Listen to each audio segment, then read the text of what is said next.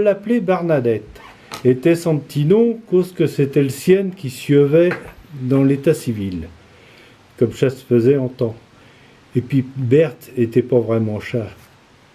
Il y avait le grand-père qui meuait et tout avec ma grand-mère. Mélie.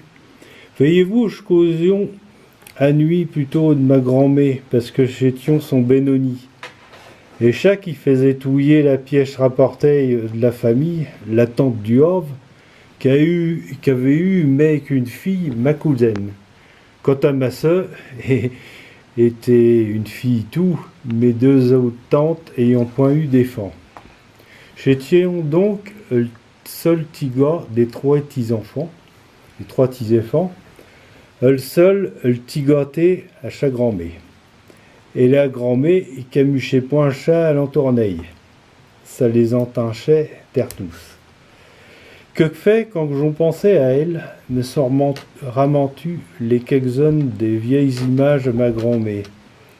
À midi pétante, à la vieille horloge battant sa barloque, depuis la grande guet, le grand-père rafutait son couteau sur la pierre de seuil et en vérifiait le fil sur son pouce.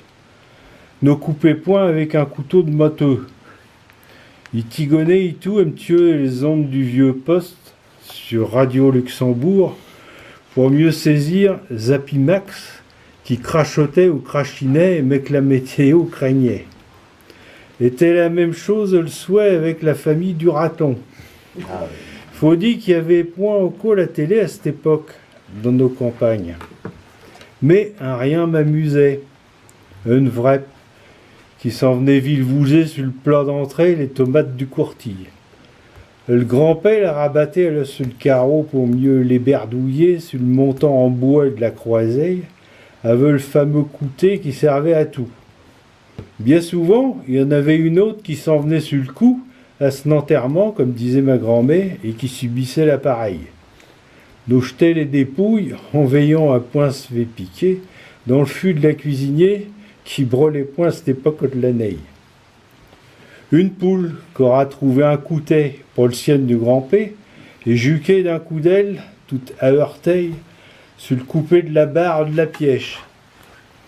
Des mouques qui s'en venaient se coller sur les papiers, tire-bouchonnant à Solivia, ou le souhait les mouquettes qui se brûlaient les ailes à la lumière de l'ampoule du plafonnier et tombaient dans la soupe au posia. Les bibets qui sentaient la fraîche de la fin d'été, à galopant la calène avec leurs grandes pattes toutes maladrettes.